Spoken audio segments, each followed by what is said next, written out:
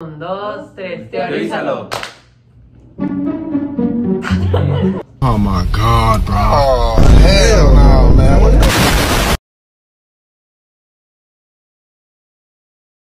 Muy bien, entonces nosotros vamos a hablar en esta ocasión de la fenomenología de Hughes. ¿Qué es la fenomenología de Hughes? Para darles un poco de contexto. Una pregunta, ¿tú te sientes bien? Como contraparte. ¿Tú estás tomando algún medicamento? Tradicional. ¿Qué era la filosofía tradicional? Era tal cual conocer y llegar a la verdad por medio de la objetividad, por medio de la razón. Ligado también al positivismo, dar respuesta esa otra parte a lo que el positivismo planteaba, que era llegar a las cosas que conocemos o llegar al conocimiento por medio de un método científico, por medio de la ciencia. Como podrán ver, es respuesta a todo lo que liga el conocimiento objetivo. Esto le da más énfasis a la subjetividad y surge aproximadamente a finales del siglo XIX, principios del siglo XX, entre 1899, 1901, 1900, más o menos. ¿Y qué es esta corriente filosófica de la fenomenología? Como cita textual para comprenderlo mejor, es el estudio de los fenómenos tal como se manifiestan a la conciencia. Para comprender mejor toda esta plática, yo resalté cuatro palabras que harán más fácil el entendimiento. La primera es la conciencia, los fenómenos, la subjetividad y la ciencia de las esencias. Para comenzar con la conciencia es tal cual la capacidad que tenemos nosotros, los seres humanos, de darnos cuenta de algo, o también de darnos cuenta de lo que vivimos y lo que experimentamos. Entonces, no solamente que si nosotros tenemos este marcatexto, no solamente es que exista y nosotros somos aparte de él, es esa actividad que ocurre en nuestra mente de darnos cuenta que el objeto en cuestión está aquí y nosotros podemos percibirlo. Los fenómenos es tal cual todas las experiencias, toda la sensibilidad que nosotros podemos sentir, valga la redundancia, que es esto se presenta con cierto color, con cierta textura, con cierta forma que nosotros podemos percibir. Esto ya no sería solamente un objeto, sería un fenómeno. La subjetividad la marco para entenderla, ¿por qué? Por lo que dije anteriormente, busca no solo ver el porqué de las cosas, sino qué éstas nos transmiten o qué significan para nosotros. Y la ciencia de las esencias, ligado a la anterior, es no solamente ver lo que son las cosas, es ver su esencia, es ver esa cualidad no contable de lo que son las cosas en general. Para entrar ya en el tema, mi compañera va a hablar sobre lo que es a profundidad la fenomenología. Bueno, la fenomenología es una forma de estudiar el cómo experimentamos las cosas, es decir, el cómo las percibimos o las sentimos a través de nosotros mismos y de nuestra mente, no como tal cuestionarnos el por qué están ahí o el por qué de su existencia vaya, sin embargo, analizarlas de forma más experimental y a través de lo que sentimos. Su propósito es entender la esencia precisamente de la experiencia, es decir, cómo lo vivimos antes de juzgarlo como algo crítico. Un ejemplo que les puedo dar de esto es cuando preparamos una taza de café, que al hacerla no nos cuestionamos tal cual por qué proceso químico pasa, sino que más bien tratamos de percibir más lo que sentimos a través de los sentidos, que son el olfato, el tacto, el aroma, el sabor, y no básicamente el de qué está compuesta esta taza. Entonces eso sería más o menos un ejemplo sencillo de lo que es la fenomenología y de lo que abarca.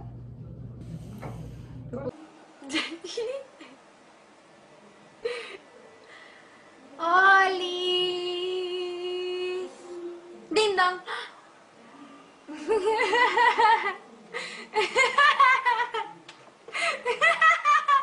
Bueno, para continuar vamos a pasar con mi compañero que va a hablarnos un poquito de la intencionalidad de la conciencia. Ok, como dijo ahorita mi compañera Net, yo voy a hablar sobre la intencionalidad de la conciencia. con una frase que es: toda conciencia es conciencia de algo. ¿Esto a qué se refiere? Que la idea principal de toda conciencia es estar dirigida hacia algo. Siempre en la conciencia tienes un pensamiento. Cuando piensas en un amigo, piensas en ese amigo. Cuando recuerdas cualquier cosa, tienes un recuerdo. La conciencia, una de las reglas, por así decirlo, de la conciencia es que igual no puede estar vacía, siempre tiene que haber algo. Siempre en la conciencia tiene que haber algo. Oh my Aquí tengo God, algunos bro. ejemplos. Oh, hell no, Cuando man. deseas What the algo, fuck, la man? conciencia apunta a ese algo para desearlo. Cuando tienes un recuerdo, la mente enfoca ese recuerdo. Y cuando piensas en un amigo, la conciencia te dirige hacia pensar hacia ese amigo.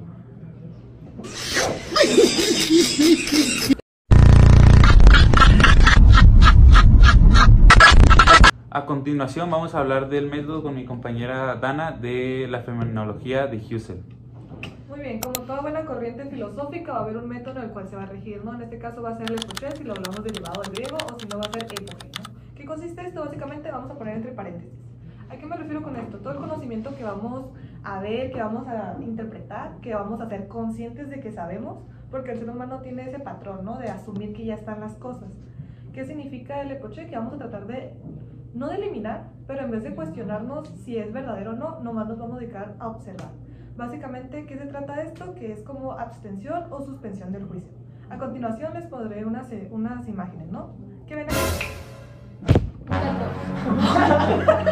El punto es que esto puede ser muy interpretativo, como se mencionó al inicio, la subjetividad es algo que se trabaja.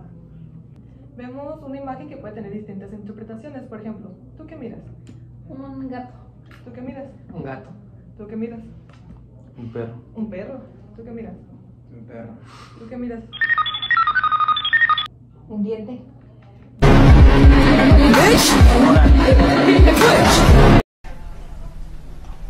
Miss Jackson.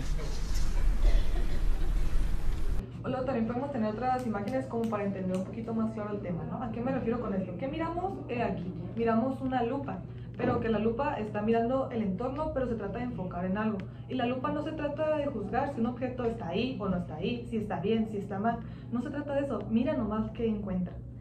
Y luego también aquí tenemos la imagen de unos colores. ¿Qué vemos aquí? Tonalidades. Son interpretaciones. Son las formas en las que podemos ver las cosas y no necesariamente es bueno o malo. Vamos a proseguir un poquito más acerca de cómo lograremos un conocimiento objetivo, ¿no? Vaya. Esto a través de no emitir juicios. Y esto, ¿para qué queremos un conocimiento objetivo? Al final, el propósito, como lo habían mencionado, era crear, bueno, acceder más bien a la conciencia pura y así lograr un conocimiento que pueda ser más abarcable. Y una característica que tenemos a la hora de limitar conciencia es de que vamos a hablar acerca de una duda escéptica, no tanto como Descartes. No vamos a decir como frases célebres acerca de que no está ahí o pienso y luego existo. Va a ser acerca de cuestionarnos el por qué está ahí, sin embargo no es si está bien o está mal. Y eso sería todo. Bueno, también no solo si está bien o está mal, sino también pues las propiedades de cualquier fenómeno que pueda presentarse. Exacto. En general, o sea, no solamente... No lo niega el mundo, vaya. También dijiste que no busca que sea bueno o malo. A lo que se refiere es No que busca el sin juicio. Ajá. O sea, puedo decir que vamos a poner un ejemplo. Aquí vamos a ver un iPhone 14 Pro Max. Soy millonaria. Él puede opinar que es malo, ella puede opinar que es bueno y tienen razones distintas de cómo lo perciben. Ajá, y son Ok. correctas, ¿no? Yo es lo que digo, Digamos- tú dices que es incorrecto. Oh my yo digo, God, no, bro. Oh, hell no. O sea, Ya está depende bien- de cómo lo Ajá, mire. está bien que Precisamente- tengan emociones y todo, pero eso no nos va a ayudar a hacer conocimiento. Es por eso que no nos resulta útil y es por eso que se usa el método de sin juicios. Lo que se refiere con no juicio, o sea, quiere decir de que, supongamos, tú y yo tenemos puntos de vista contradictorios o diferentes, tanto tú como yo tenemos que despojar a la cosa de ese pensamiento, para yo no pensarlo como algo bueno, tú no pensarlo como algo malo, ni viceversa. O sea, eso se tiene que ver de su manera pura, a eso se refiere. O sea, no le puedo yo influenciar, o sea, mi punto de vista no puede, bueno, el significado que yo le doy no puede estar influenciado por mi punto de vista, porque eso no es parte de esta cosa. Es muy complicado ver las cosas con su esencia. Sí, claro, natural. porque nos O sea, hemos es- regido bajo nuestro punto de vista toda nuestra vida. Influenciado por Sí, las ajá. normas sociales. Imagínate- Prosiguiendo siguiendo con las esencias. Bueno, yo les voy a hablar dos temas que van de la mano, que es la esencia y el yo trascendental. Para empezar, las esencias las tenemos que ver de manera muy general, o sea, todo tiene una esencia. Voy a poner de ejemplo, como lo hizo mi compañera, un celular. Las esencias son como el alma conceptual de esto. ¿A qué me refiero con conceptual? Es que tiene una cantidad de cosas que tiene que tener o que tiene que contar para poder ser considerado esto. Supongamos, un celular, tú puedes ver que tiene dos cámaras, puedes ver que es rectangular, eso es su esencia.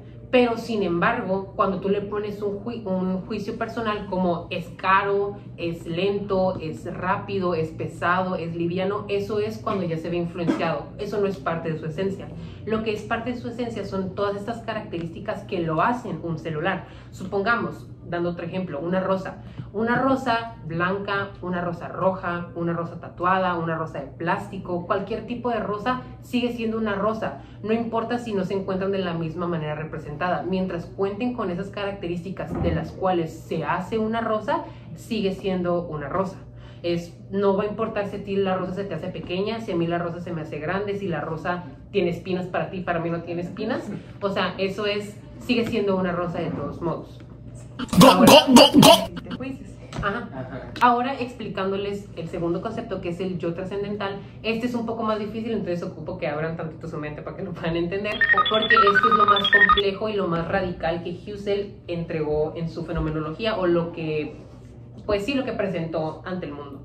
El yo trascendental se supone que es el yo que no vive en este mundo, es el yo que recibe todas las experiencias, las cataloga, las organiza y les da un sentido. Este sentido se los da como sentido puro. Entonces volvemos a lo mismo de que no está bajo, o sea, no se rige bajo un prejuicio. O sea, el yo trascendental lo puedo explicar fácilmente como el ver una película. Yo estoy viendo una película, voy con mis amigos, veo una película y supongamos que es una película de terror, me voy a asustar. Supongamos que es una película de comedia, me voy a reír. Supongamos que es una película de tristeza romántica, me voy a conmover. Todo ese tipo de cosas no entran en el yo trascendental. Ese es tu yo emotivo. Es el que le da un valor emotivo bajo tus prejuicios, bajo tus principios, bajo todo lo que tú sabes y lo que te has regido toda tu vida. El yo trascendental lo que hace es acapara todo el conocimiento, toda la experiencia, toda la información que acabas de obtener y la organiza, le da un sentido. O sea, no se rigen de que, ay, qué triste la película, ay, me dio mucho miedo la película. Se rige de que esto pasó en la película por esto, esto significó esto. O sea, es algo mucho más técnico, es algo mucho más que va al darle el sentido puro a las cosas sin tener que darle siempre el sentido, pues, humano, que por eso se dice que el humano es un ser muy, muy emotivo. ¿Por qué? Porque siempre tendemos a regirnos y a darle mucho más peso a las emociones, que porque es con lo que lidiamos siempre. Entonces, déjame entender, estamos haciendo las emociones como chicos, algo... ¿ya se pasaron de la biología?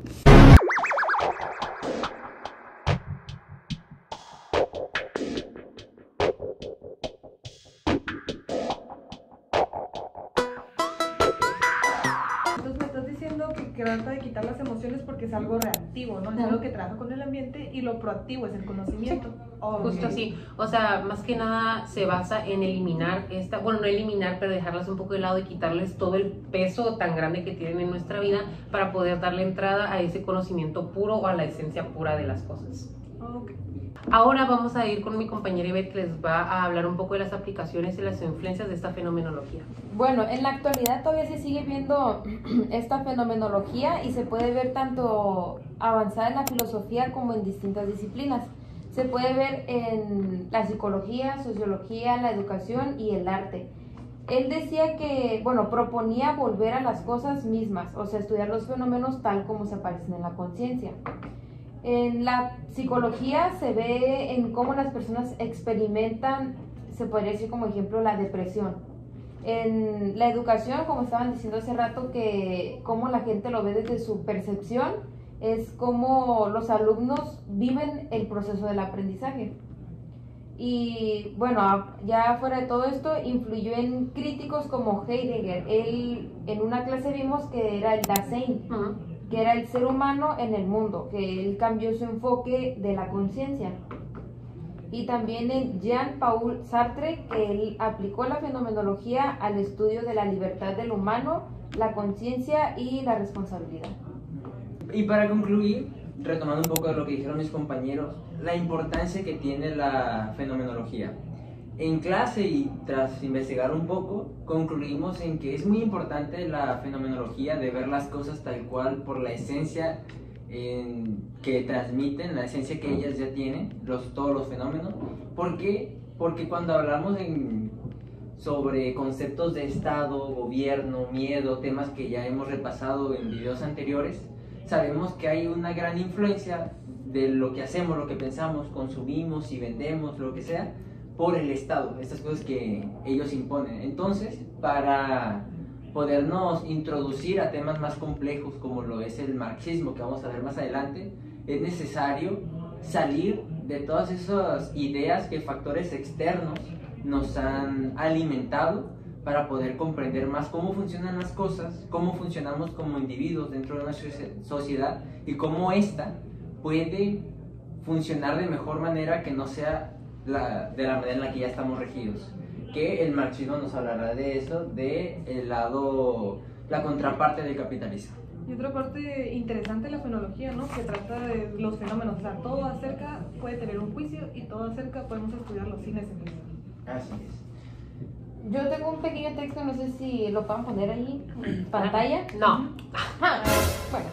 Bueno, dice que Husserl nos enseña que el mundo se comprende a través de cómo se aparece nuestra conciencia. Es como una pequeña conclusión rápida. Y también pues busca entender el concepto puro de las cosas. Mejor no hubieras dicho nada. Ok, bye. Eso es todo. Eso es todo. Teorizador.